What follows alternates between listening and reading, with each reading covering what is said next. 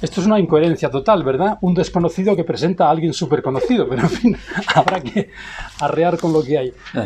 Bueno, yo soy sobre todo un lector ingenuo y entonces voy a comentar un poco pues lo que me ha sugerido a la lectura de, sobre todo el último libro, pero como tengo un poco de curiosidad, pues he leído también los dos anteriores de las crónicas y hay materia. Pero en fin, vamos a limitar al último. Por supuesto, imagino que ustedes están... bueno, como tenemos poquito tiempo y yo tengo la voz un poco tomada, pues voy a intentar más bien leer que hablar, porque como antiguo docente se me va el rollo, entonces los voy a cansar. Y ustedes han venido para escucharle a él y para que les firmen, supongo, ¿no? Entonces, bueno, para mí era importante tomar algunos datos y transmitírselos a ustedes eventualmente. Bueno, ustedes saben que Pedro Simón, pues aunque se reclama madrileño, naciste en Zamora, ¿no? No, nací aquí y me reclamo zamorano. Te reclamo zamorano. Vale, muy bien. Porque según lo que he leído, pues la cosa no era muy clara. La actividad periodística la conocen ustedes también mucho mejor que yo, el Correo de Zamora, y después de muchos andares, pues el Mundo, ¿no? Tiene una obra amplia, y esto no ha hecho más que empezar, dada la edad que tiene. Tiene, por ejemplo, yo he dividido un poquito en tres partes lo que me pareció sacar de su producción. En la parte novelística, pues esa obra que no he conseguido leer, Oscar me la está buscando, pero todavía no he dado con ella, Peligro de derrumbe, luego Los ingratos, claro, la súper conocida, y Los incomprendidos, y alguna más que andará por ahí seguramente. Luego un libro de conversaciones, Memorias de Alzheimer, que tengo pero no me atrevo a leer todavía.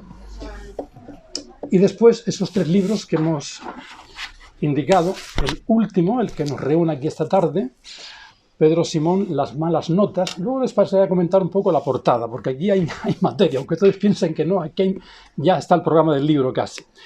El último, pero el primero era Siniestro Total, este que tenemos aquí, Crónicas de la crisis económica de España, 2012-2015, el libro del año 2015 justamente, y entre los dos, Crónicas bárbaras. Yo no sé por qué esto me hizo pensar en Valle Inclán y sus crónicas también bárbaras. En realidad no hemos salido de ahí, me da la impresión. Sí. Pero sí, me remitió allá. Bien,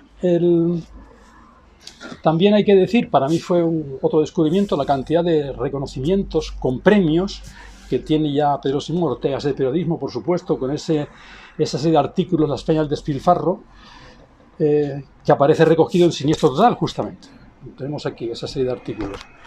Premio a Mejor Periodista del Año, Premio Rey de España de Periodismo. Esto no sé si es una cosa para elogiar o no, pero en fin, es el rey, el anterior, ¿no? Sí. Y el Primavera de 2021. Es muy curioso para mí el notar que este libro, dentro de los reportajes, es el primer gran libro de artículos publicado por una gran editorial. Es un dato ya a tener en cuenta.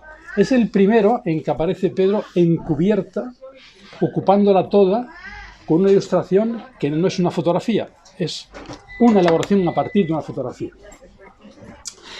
Es decir, que aquí ya tenemos que hay un reclamo suficiente para atraer la atención del lector por la imagen del autor. Estamos ya, entonces, se puede considerar ante alguien ya, pues, consagrado, que lo quiera o no. Es muy llamativo que, por ejemplo, los libros de Vargas Llosa, por poner una comparación, pues en Vargas Llosa ya es más grande también que los títulos de los libros y la foto de él aparece. Bueno, pues tenemos algo semejante aquí. Hay un trabajo de reconocimiento de que estamos ante un gran escritor y que merece, pues, de nuevo, el impacto público que tiene. Escribiendo porque se le... No, vaya. Pues sí, y además, como lo ven, está en traje de faena, está con una máquina que es una máquina antigua, no la actual, ¿no? No sé si es la Olivetti, ¿cuál va a ser? Esto es una... No, creo que es una Hispano Olivetti. Sí, porque en alguna crónica mencionas la máquina de escribir. No, esa no, esta es otra.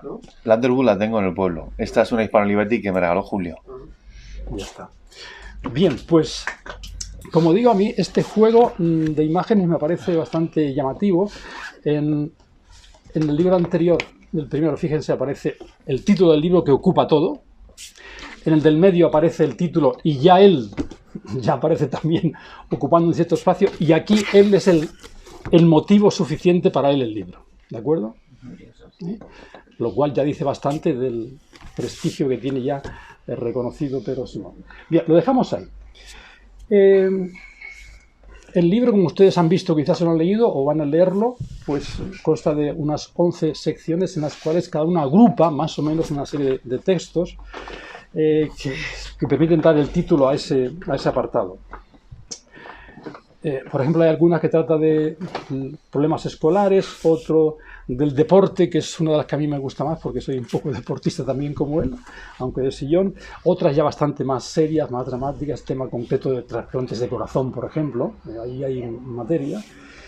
Y para ir al final prácticamente yo diría que, casi diría que ese libro, este librito que tenemos aquí, continuando los otros dos, pues en el fondo viene a mostrarnos la cara oculta de la vida de gente anónima, casi todos, no todos, pero anónima, a partir de situaciones humanas muy concretas y sobre todo a partir de los protagonistas, que tienen una característica casi general, que es su capacidad de resistir y de superar, diríamos, las inclemencias de una vida tremendamente dura, con frecuencia injusta, y que los lleva a situaciones con frecuencia también extremas, pero que ellos se muestran capaces de lo que hoy día se ha llamado la resiliencia, ¿no? Esa capacidad de superar situaciones dramáticas, adversas y salir adelante, o por lo menos resistir, cuando no se puede salir adelante porque uno está condenado a muerte por una enfermedad gravísima, por ejemplo.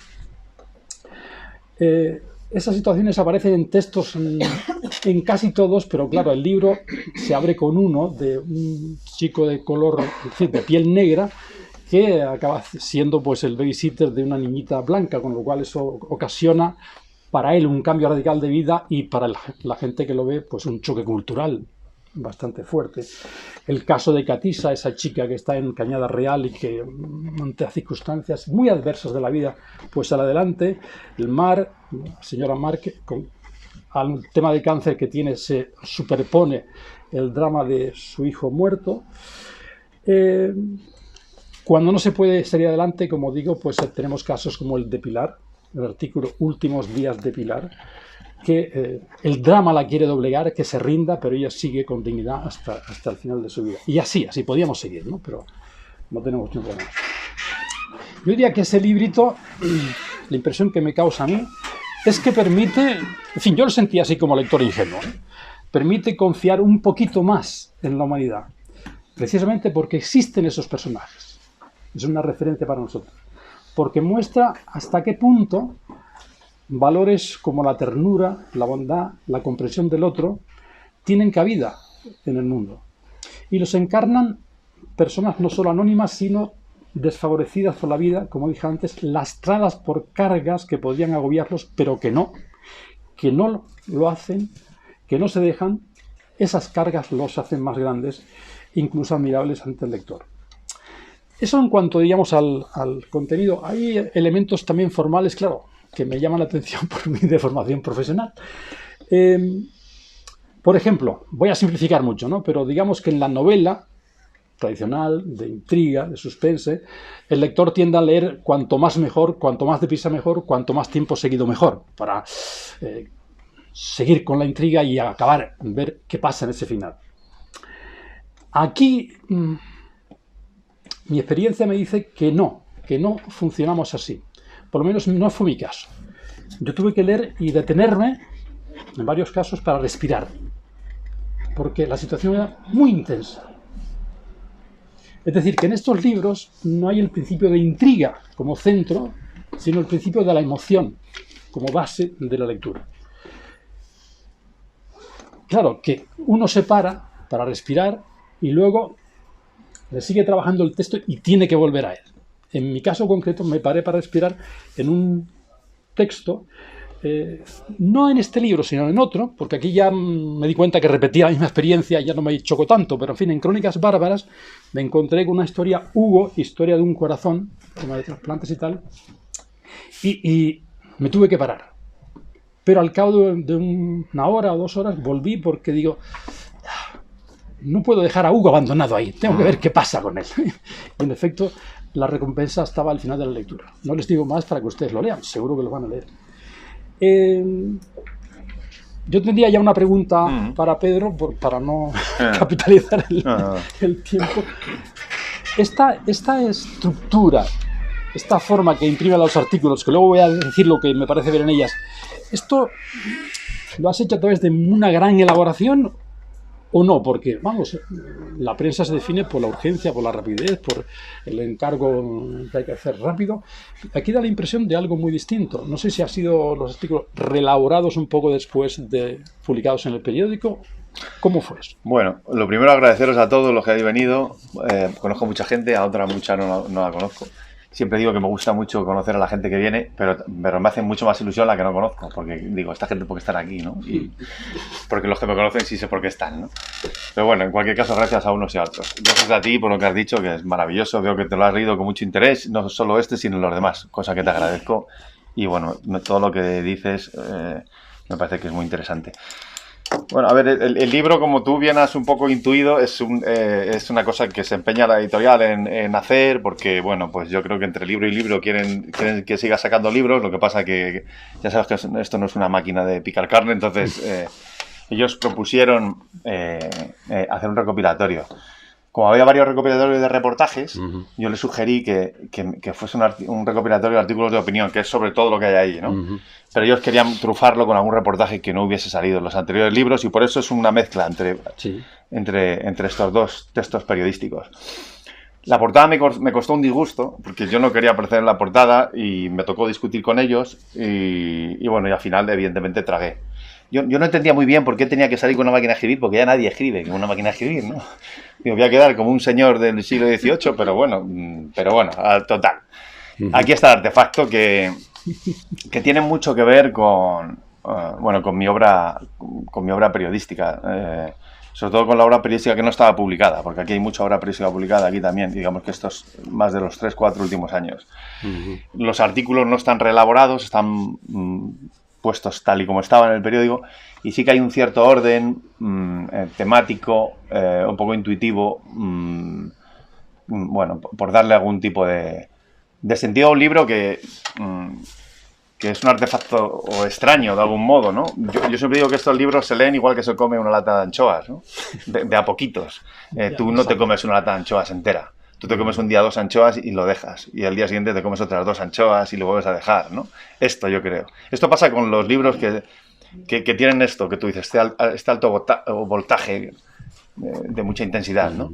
Al final los textos periodísticos funcionan así. En 3.000 o 12.000 caracteres a lo sumo tienes que hacer que funcione como un desfibrilador. Tienes que hacer que el que lo siente se quede ahí, ¿no?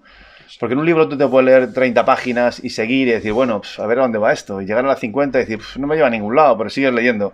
Pero un texto periodístico, si en el primer párrafo no te lleva, lo dejas. Por eso yo creo que eso que tú dices, ¿no? Esos fogonazos que detectas ahí, que tiene que ver con una forma que yo tengo de escribir, con un sentido que para mí tiene el periodismo, pues que en los tiempos en que todo conspira para que no leamos, porque todo conspira para que no leamos, sí nos hacen sentir que hacemos algo culturalmente interesante, como ver una serie en Netflix, que a lo mejor está muy bien, o ver un documental en HBO, que a lo mejor está muy bien, pero leer tiene otro tipo de relación con la cultura, ¿no? Y como todo conspira para que no leamos, a mí lo que el periodismo me enseña es que tienes que coger a la gente por el pelo, porque si no se va, en el primer párrafo. Y tienes que llevar, y por dura que sea la historia, tienes que llevar a la gente a espacios de luz. Y yo creo en ese periodismo que lleva a la gente que está en sitios donde hace mucho frío y se está muy mal y hay mucha intemperie y hay mucho insomnio, pues en ese periodismo que los lleva a sitios de seguridad y a sitios de luz. Y me interesa mucho, y creo que de eso hay mucho en el libro, ese fotograma de la gente que se está levantando. Que se está levantando después de su enfermedad, que se está levantando después de su hostia, que se está levantando después de que se le ha muerto un hijo, que se está levantando después de que ha tenido un problema con las drogas, después de que se está levantando después de... Porque creo que eso habla mucho de todos nosotros, ¿no? Porque creo que cumplir años tiene que ver con acumular pedradas y con salvar la pedrada, ¿no? Y creo que... Y me gusta que mis textos inspiren esto, ¿no? Que le digan a la gente que, bueno, que al fin y al cabo estas cosas nos pasan a todos, ¿no? Vamos a ver. Bueno, esa es la pregunta para el tema de la reelaboración o no de los textos. También creo que Óscar te preguntó cómo era eso de quitar las fechas, ¿no? Sí, a los bueno. artículos. Bueno, no aparecían las fechas en los artículos porque, bueno, creo que no aportaban tampoco nada, ¿no? O sea, porque no... Bueno, simplemente por eso. De acuerdo. Sí. Yo había pensado otra cosa, claro, yo he leído algunas también crónicas de otros autores que pasan del periódico al libro. Estaba pensando en Ramón Sender, ¿no? Aquel libro de viaje Madrid-Moscú, por ejemplo. Y también noté, leyéndola a él, en un trabajo quizás hace 1000 años, que del periódico al libro no habían desaparecido todas las fechas también. Y bueno, pues la interpretación que me di y que me di también aquí es que finalmente, como dices en algún momento, que bueno, el periódico es un poco el dominio de la obsolescencia, ¿no? Y que desaparece rápidamente, y en cambio el libro, pues ahí es una apuesta por la continuidad, ¿no? Por la permanencia, por la validez, por lo general. Y yo le quise dar ese valor y veo que eso se repite con cierta frecuencia en autores, digamos, como García Márquez o otros así, que quieren dar ese salto. García Márquez dice que para él es sobre todo un periodista, ¿no? Después de lo que tiene conseguido, sigue considerándose periodista, ¿no? A mí me parece que sí, que el libro aporta desde luego algo bastante más profundo, más de valor universal que el periódico, que está condenado a olvidarse, ¿no? Por eso hacía la pregunta y le comenté a Óscar también a ver si había algún tipo de explicación. Así que yo creo que eres muy modesto diciendo que, en efecto, quitar la fecha quita algo también y no aporta nada. La fecha no aporta nada, en efecto. También otra cosa que me llamó mucho la atención es que estos textos, quizás no todos, pero bastantes, tienen finalmente también como una estructura narrativa que se acerca al cuento literario. Lo digo porque el cuento es un poco mi pasión y he hecho algunos trabajos sobre el cuento literario también. Y veo que hay esa densidad que dices tú, ese fogonazo también lo acerca al cuento literario. Pardo Bazán decía que el cuento literario es un poco como un poema en prosa, finalmente. Qué bueno. Un impacto... Y de ahí no pasa. Yo creo que cualquier historia se pude contar con, casi te diría que en clave cinematográfica. O sea, yo cuando tengo una historia delante, me lo voy a inventar. La historia de una chica que ha sido violada por su padre, bueno, que es una historia que está en el libro, ¿no? Desde los 6 años hasta los 16. Cuando voy conduciendo el coche o cuando voy en el tren, ya estoy pensando un poco en las 6 escenas de esta película. ¿Qué escenas me interesarían a mí en una historia así? La primera vez que sucedió esto, querría que me contara eso. Y a lo mejor sería la primera escena de mi reportaje. Por supuesto, me interesa mucho el día en que ella dijo basta, esto no va a ocurrir más. Creo que sería otra escena que hay que contar. Creo que habría que contar todos esos años en que, seguramente monstruosos, después, ¿no? Después de que dijera basta, de cómo mentalmente pues asimiló ese nubarrón, cómo fue saliendo de aquel marasmo, ¿no? Y cómo fue limpiando su cuerpo y su cabeza, ¿no? Me interesaría que me hablase de sus noches, de sus pesadillas, de sus soledades. Me interesaría que me contase también y grabar en esa escena de papel el día, por ejemplo, que se lo comentó a alguna amiga por primera vez, o a su madre, o a algún amigo, el día que lo confesó. Entonces, yo cuando escribo procuro pensar en esto, ¿no? Procuro pensar en esto porque, por esto que te decía antes, ¿no? Porque la gente se escapa. Siempre me gusta empezar, cuando tengo desmenuzado la carne y veo el solomillo, veo la pata, veo la casquería, etcétera. Digo en qué orden lo voy a servir. Sí. Y procuro que haya algo muy bueno por delante y haya algo muy bueno por detrás en esa cocina. Y lo digo porque, y lo creo profundamente, que alguien que te ha soportado a lo largo de 7 horas, que se puede tardar en leer una novela, esto no es una novela, pues yo creo que tiene que tener un buen comienzo, tiene que tener sobre todo un buen final, porque alguien que se ha gastado 20 pavos y llega al final del libro, tiene que tener algo el libro que merezca la pena, que haya llegado hasta la página 376. Y con un reportaje pasa lo mismo. Yo creo que tiene que haber al final del reportaje, tiene que haber algo que al lector le haya merecido la pena. le ha merecido la pena acompañar o perder 12 minutos de su tiempo leyendo un reportaje hasta allí. Y muchas veces que el premio esté allí y que le digas a vosotros que habéis llegado al final del reportaje, os voy a dar este premio. Que al final es una forma de darle un beso al lector también, que es una forma de despedirlo, ¿no? Incluso de bendecirlo, te diría. Como diciendo, ahí vas. ¿Por qué no? Sí, sí, además eso se ve también en los finales. Tú hablas de un final bonito, un final no sé qué. No sé cómo se dice en español, en francés, la chute, ¿no? No sé si bonito, no necesariamente bonito, pero sí que tenga que ver. Un buen final, no bonito, no. Sí. Es decir, esa. Y bueno, hablando del fogonazo, también para incitar a la lectura a los participantes, no solamente de este libro, sino del anterior, me interesa lo que acabas de decir mucho porque me sorprendí que en este libro leo esa entrevista que tú organizaste entre la esposa de un señor asesinado por la ETA y el miembro del comando, ¿no? Sí. Ahí tenemos en este libro el final del proceso y una frase tremenda que no vamos a decir para que ustedes en efecto la lean. Y entonces, volviendo atrás, veo que en este libro ahí está desarrollado el conjunto de la historia. Digamos que aquí está el reportaje que salió publicado y aquí está un artículo de opinión sobre aquello. Eso es. Bueno, a ver, que lean los dos, ¿eh? A mí me parece mentira que me paguen cada 28 de mes porque hago algo que me apasiona y algo sin lo que no podría vivir y algo que o sea, no se me ocurre hacer otra cosa que esto. Me lo paso muy bien y yo creo que pagaría por hacer lo que hago. Entonces, tengo la oportunidad o al menos ingenuamente yo creo que todo el mundo se cambiaría por mí, porque yo creo que a lo mejor todo el mundo le gustaría estar el día en que tienes a Maisabel Lasa, la mujer de Juan Mari Jáuregui, asesinado por ETA, de varios tiros en la cabeza, enfrente de Ibon Etxezarreta, que formaba parte del comando Buruncha, uno de los 3 que se cargaron a Juan Mari. Y estar aquí la viuda, y estar aquí el asesino, y tú estar aquí.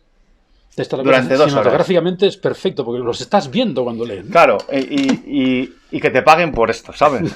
Sí. Y que luego estés con una mujer que, como contaba antes, como Pilar, una mujer que está 3 meses en paliativos hasta que se muere, una chica de 40 y pico años, con un hijo de 10, una hija de 10, y tú tener la oportunidad de... Y que ella entienda que tiene un sentido contar eso, y que ese reportaje esté ahí y te deje estar ahí, ¿no?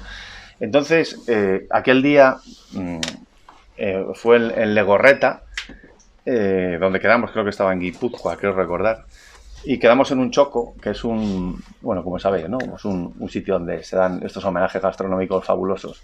Un choco vacío. Llegó primero la viuda de Juan Mari y a los 15 minutos llegó Ibon. Ibon llegó sin decirle a su madre que iba a ver a la viuda de Juan Mari Jáuregui, porque la madre Ibon Etxezarreta no quería que su hijo fuese a ver a esa mujer, porque decía que no lo hacía bien, porque decía que para qué iba a ir, etcétera, etcétera. Entonces, bueno, tuvo lugar esta cosa fascinante de que intercambiaran preguntas, de que ella le preguntara a él qué fue lo que hicisteis después de matar a mi marido, que ella le preguntara a él si le miró a los ojos cuando le pegaban el tiro en la cabeza. Él contestaba que no miró a los ojos. Él contestaba que después de matar a su marido se fue a duchar y luego estuvo sacando al perro. Y luego el lunes fue a trabajar a la empresa siderúrgica en la que trabajaba. Ella le preguntaba muchas cosas, ¿no? Y él también. Y aquello fue apasionante. Y ya cuando nos íbamos, y lo voy a contar, porque aunque esté ahí, ¿no? Porque me parece muy interesante. Yo le pregunté a ella, a Maisabel Lasa, que parece una mujer estratosférica, le pregunté a ella que nos recomendase un sitio para ir a comer. Y nos dijo... dijo ella, mira, vais a ir al Frontón, que es un sitio que hay ahí en Tolosa, entonces decís que va de mi parte, arriba os van a atender muy bien porque es un sitio fantástico, además se come muy bien, pedid no sé qué, pedid no sé cuántos, y yo, vale. Y en eso que me da así, Ibon Etxezarreta, me giro y me dice, ahí fue donde matamos a Juan Mari. Me dice, ahí fue donde matamos a Juan Mari, como diciéndome, o sea, no me lo puedo creer, o sea, esta mujer te está mandando a comer con naturalidad a un sitio donde le limpiamos, ¿no? Al marido. Y bueno, pues esto, ¿no? El libro está lleno de historias parecidas. Está la historia que decías de Katisha, ¿no? Esta chica que estuvo en la Cañada Real, que estudió la EBAU en la Cañada Real, ¿no? En mitad de la Filomena, la Cañada Real, que han cumplido 3 años ya sin luz. Y ella contaba cómo estudiaba con 2 sudaderas y un abrigo, cómo salía el vaho de su boca, cómo estaban los papeles donde estudiaba húmedos. Me acuerdo que contaba que para llegar al autobús que les llevaba al instituto tenía que caminar como 2 o 3 kilómetros por un sitio completamente embarrado, donde hay ratas, donde había personas drogodependientes pinchándose también. Y como ella, muy curiosa, cogía sus botitas antes de pasar por el barrizal, las metía en una bolsa, se ponían unas zapatillas viejas y luego, cuando terminaba el barrizal, se volvía a poner las botas nuevas y aquellas las dejaba metidas debajo de un, ¿no? De ahí, de cualquier sitio, de un arbusto y tal, y luego hacían el proceso inverso. Y bueno, hay cosas de estas, ¿no? Que son aprendizajes de todo tipo, ¿no? Lo que uno vive. Por cierto, esta mujer estuvo hace caticha en mi casa comiendo un domingo, porque yo tengo un hijo de 19 años, cuando se quejan de cosas que tienen que ver con los estudios y tal, me gusta ponerles delante a alguien que estudia con velas y con el miedo a que se haga la casa ardiendo, ¿no? Y con temperatura bajo cero, porque en esos momentos ella me contaba esto, claro. Sí. Otra cosa también me llamó la atención bastante en los diferentes textos es cómo empleas una serie de técnicas, ¿no? De estrategias literarias para captar al lector. Ya hemos hablado de los principios. Justamente, ustedes saben que la principal novela que hemos conocido pues empieza con un principio apabullante, ¿no? En un lugar de la Mancha. Aquello de García Márquez también recuerda en Crónica de Muerte Anunciada. Aquello de el día que lo iban a matar, Santiago Nassar se levantó a las 5:30 de la mañana para esperar el buque en el que venía el obispo. Y ahí tenemos la novela completa. Es decir, lo que tú dices justamente es una técnica súper eficaz que García Márquez sostiene. Que hay que agarrar al lector en ese momento, primera página, y si no lo perdemos. Tú en primera frase. Me parece muy claro. El periodismo tiene esta obligación. Estas urgencias. Sí, de acuerdo. Bueno, hay una cosa que me llamó la atención, sobre todo en este artículo, parte de artículo, el que restaña, ¿no? En el cual se repite varias veces el tema de que el médico que opera al chico tiene una corbata de cebras. Ah, es verdad. Y yo digo, ¿por qué repite tantas veces casi en cada página la corbata? Que el médico tiene una corbata de cebra. Hasta que al final del texto se nos dice que tiene esa corbata de cebra porque el niño al cual ha salvado la vida le regaló esa corbata de cebra como reconocimiento. Y es la corbata que lleva el doctor puesta a continuación. También hay otra cosa que me gustó, cómo implicas al lector, cómo la agarras para que no se vayan. Y una técnica que emplea también continuamente es esto de decirle a los lectores, ya saben ustedes, miren la foto, en la cesta que ven está Susana. Y otra cosita que ahí me agarró y me hizo reflexionar sobre el tema de la necesidad de volver atrás y retomar tiempo, al contrario de la novela, ¿no? Que es un disparo hacia adelante. El artículo, no tengo el título, pero en fin, está en Crónicas Bárbaras, dice, el párrafo anterior se lee en menos de 1 minuto, pero la madre tarda media hora en contártelo. Es decir, entonces no, pero yo no, hay que volver atrás, hay que arreglarlo otra vez porque me he perdido algo, ¿no? Como media hora. Y en efecto, el texto te obliga casi continuamente a volver atrás, revisar. Y uno se dice, bueno, esto que es una técnica de presentación, también quizás está en el mundo mismo del libro, ¿no? Que te obliga a revisarte también a ti mismo y revisar un poco la mirada que tienes o que no tienes sobre el mundo. En fin, me impactó cómo se va de la técnica literaria al contenido profundo del texto. Para mí eso es la gran literatura, además, combinar una verdad profunda con la mejor manera posible de decirla. Lo decía Sábato de lo que es un gran novelista, ¿no? El que dice de la mejor manera posible algo de contenido de interés profundo. Bueno, yo tenía aquí una serie de frases, porque este es otro de los rasgos que me impactan también mucho en la lectura. Pedro Simón tiene el arte de ser, no diría lapidario porque esto huele al cementerio, ¿no? Pero en fin, impactante en frases que te dejan ahí boquiabierto o casi cao. Lo digo porque también te gusta mucho el boxeo, el aspecto del boxeo, en lo cual también nos encontramos. Ah, sí, qué bueno. Sí. Bueno, tengo algunas. Yo propondría quizás que yo te la lea y tú dices algo, vale, me parece o no dices nada. Claro, vale. La primera, claro, también somos admiradores del fútbol, el del Atlético. Yo pues no lo sé todavía porque acabo de llegar al barrio. Dice, si eres del Atleti, sabrás que a veces, hijo, la felicidad no tiene tanto que ver con la victoria, sino con la gestión de la derrota. Esto es muy del Atleti. Muy del Atleti. Que después de una ocasión fallada viene otra y luego otra más y que un segundo antes de morir seguirás respirando. Creo que este final es apoteósico realmente, ¿no? Bueno, no sé qué voy a decir yo del Atleti, ¿no? Yo sostengo aquello que decía Juan Luis Cano. Él dice que todo el mundo es de Atleti, aunque hay mucha gente que no lo sabe todavía. Sí. Pues con esa te contesto. La siguiente frase. La siguiente. Un ser que no escucha es un ser condenado a estar solo y a darse siempre la razón. Un tipo que niega al otro, el más peligroso de los discapacitados. Fíjate, es que yo creo que en el tiempo de la comunicación por excelencia, creo que es el tiempo en que menos nos decimos también. Uh-huh. Y descreo mucho de esta tecnología que en vez de acercarnos nos enfría y me da mucho miedo ver a los adolescentes embebidos en esto, ¿no? En ese chapapote que a mí me da mucho miedo, que tiene que ver con la incomunicación, que es una forma de negar al otro, porque si algo que hacen las tecnologías, esto lo decía Sherry Turkle, que es una psicóloga del Instituto de Tecnología de Massachusetts, que tiene un libro fantástico, se titula En defensa de la conversación, que siempre recomiendo. Ella decía una cosa, suena a viejuno, pero yo entiendo perfectamente lo que quiere decir. Ella decía que las nuevas tecnologías están acabando con los viejos valores. Y hablaba de la capacidad de empatía, porque para dar el pésame muchas veces mandamos un WhatsApp. Y hablaba de la capacidad de introspección también, que no sabemos estar con nosotros mismos ni 5 minutos, porque nos ponemos a mirar el móvil, a consultar Google o a ver si nos llega un correo electrónico, ¿no? Y yo creo que todo eso tiene que ver con eso. De acuerdo. Otra que no tiene nada que ver, pero que también me impactó un poquito. Y también creo que uno deja definitivamente atrás la infancia, no cuando descubre la verdad sobre los Reyes Magos. Espero que aquí no haya ningún niño pequeño.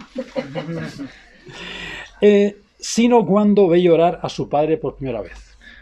Recuerdo perfectamente la intemperie de cuando vi llorar a mi padre por primera vez. Y no cuando ves llorar a tu padre porque se ha muerto alguien, que yo creo que eso un niño lo entiende. Cuando yo ver a tu padre y no se ha muerto nadie.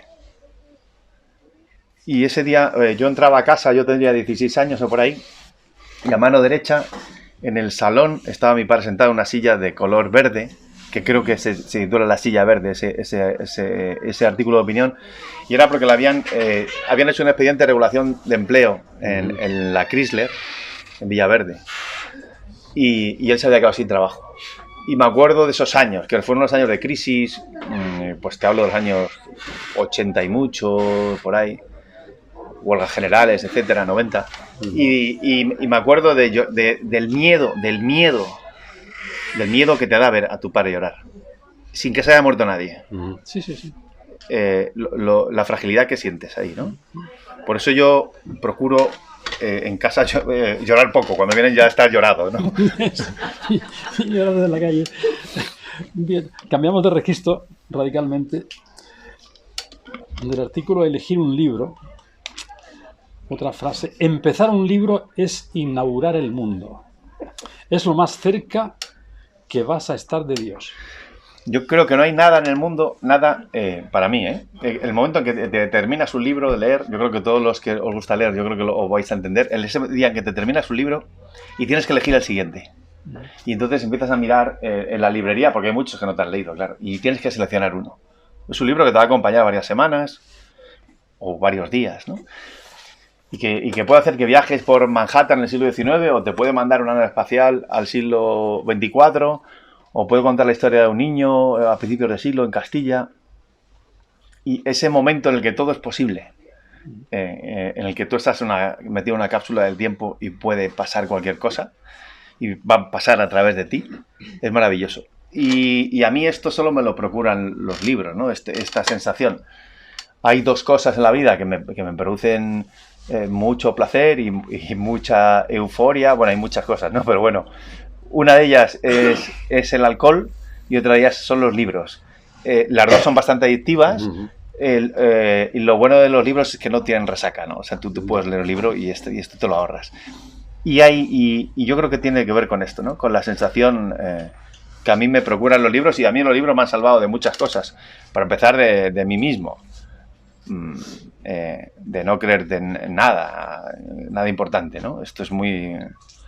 yo creo muy conveniente no olvidarlo, y los libros te lo recuerdan constantemente. Ni más ni menos.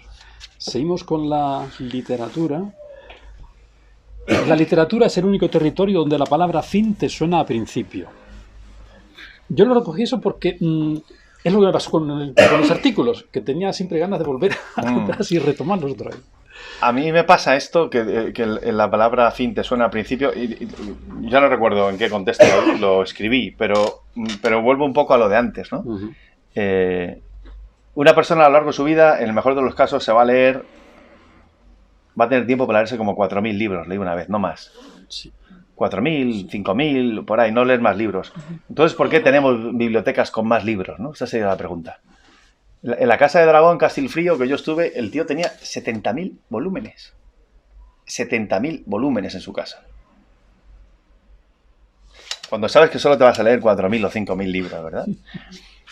Y una vez Reverte, también en su casa, me dijo una cosa muy interesante. Y me decía que compramos libros, aunque no tengamos tiempo para leerlos, porque de algún modo estamos comprando inmortalidad. Y estamos comprando el tiempo que creemos que vamos a tener para leerlos. Y me pareció interesante aquello. Por eso cuando terminas un libro siempre hay otro. Y otro. Y entonces has terminado de leerte este y entonces empiezas otro, ¿no? Y es maravilloso. Yo, no sé, si no pudiese leer, yo creo que no querría vivir si no pudiese leer. De acuerdo. Vámonos ahora a otro terreno, dejamos la literatura y... Hablando de la situación o el comportamiento ante la vida, dices, defiendo furiosamente el derecho a ofender, que muchas veces es el único derecho real que les queda a los ofendidos. Claro. Pero lo haces con mucha delicadeza.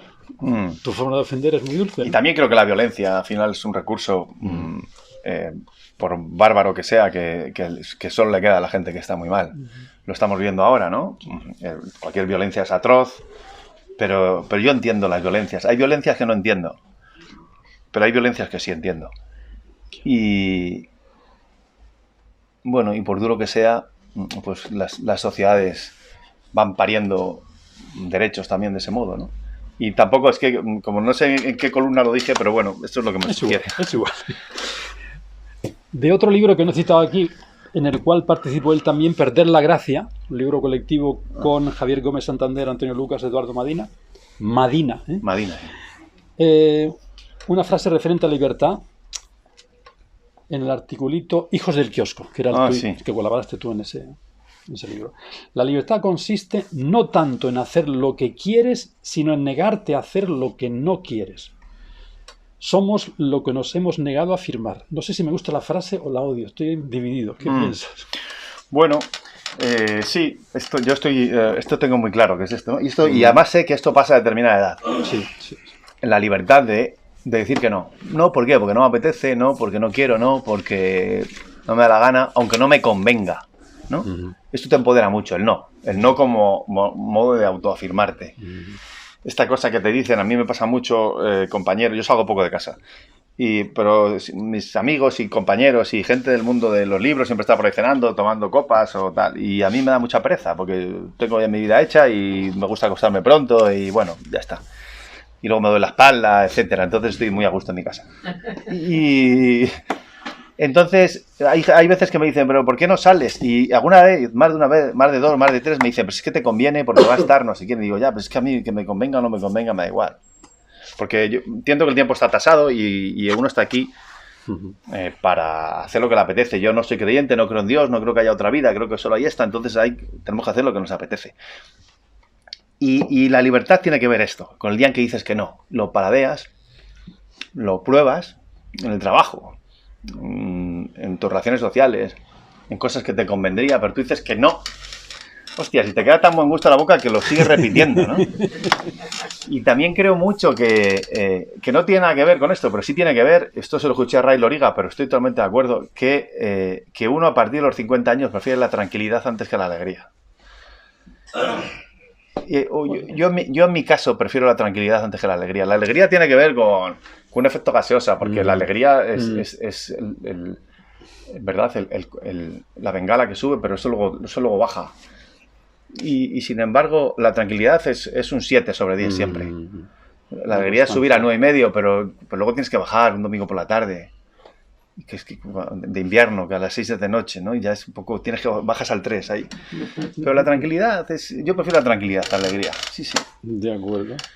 Bueno, seguimos con este aspecto un poco más filosófico. Una cosa que no es que sea una definición de la felicidad, pero me gusta por la imagen. Pero quizás hay algo debajo de esa imagen. La felicidad, dice como de paso así, la felicidad, esa escarcha que se derrite si la tocas. O sea que no hay nada que hacer. Bueno, a mí, o sea, la gente triste, la gente ensombrecida, tiene muy buena prensa y tiene muy buena literatura. Estamos muy acostumbrados a leer libros donde el personaje es un tipo que airado, apesadumbrado, gente rota, gente que tiene vidas, bueno, complicadas, ¿no? Y yo creo que lo inteligente es ser feliz. Creo que lo inteligente es ser feliz. Y me fastidia mucho porque vivimos en una sociedad en que cuando vemos a alguien con una sonrisa oreja a oreja por la calle no decimos ahí va alguien feliz, sino que decimos ahí va un idiota, ¿no? Por eso yo creo que hay que reivindicar que lo inteligente es ser feliz. Esta cosa, ¿no? Los que se creen muy, muy, muy listos dicen, bueno, este se ríe porque no tiene ni puta idea de la vida, ¿no? Bueno, me parece que eso es de un supremacismo tan chorra que yo creo que no hace falta ni comentarlo. A mí me da mucha gente la envidia mucha envidia a la gente que es feliz. Porque creo que estamos, y todo lo que hacemos en la vida, todo, desde que nos levantamos, es para eso, es para ser feliz. Entonces, es una cosa muy frágil. Yo digo que la felicidad, yo creo que tiene que ver con esto de la escarcha, para mí la felicidad es la ausencia de dolor. Yo tengo el móvil apagado. Cuando lo encienda, si me han dicho que le ha pasado algo terrible a uno de mis hijos, me doy cuenta de que estaba siendo feliz hace 5 minutos y no me estaba dando cuenta, ¿no? Entonces, yo creo que la ausencia de dolor, como veréis, no soy la alegría de la huerta, porque digo que la ausencia de dolor me vale, que me vale la tranquilidad, que me vale estar en casa, ¿no? Pero bueno, es que cuando te pasa algo malo, cuando te pasa algo muy malo, te das cuenta de que la felicidad es eso. Esto me lo decía una madre, me acuerdo perfectamente, era la madre de Javier. A Javier le tuvieron que poner un corazón, pensaba que su hijo se moría, estuvo a punto de morirse varias veces. Y ella me decía que para ella la felicidad, cuando ya Javier estaba bien, ella tiene 4 hijos, me decía que la felicidad, me pareció que la imagen es muy bonita y muy sencilla, me dijo que la felicidad, dice, es, Pedro, me decía, llegar cada noche a casa, echar la llave y saber que todos mis hijos están bien y están dentro.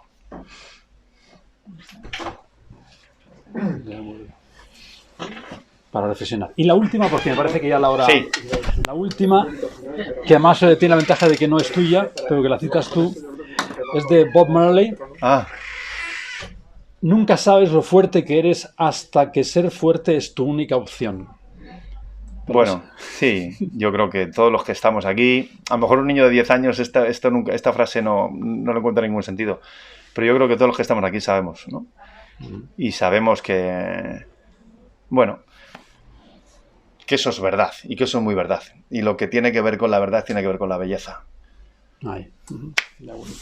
Muy bien, yo creo que podemos concluir con esta última frase. Muchísimas gracias. Gracias a ti. Gracias a ti. Y como ya pasamos la hora, pues...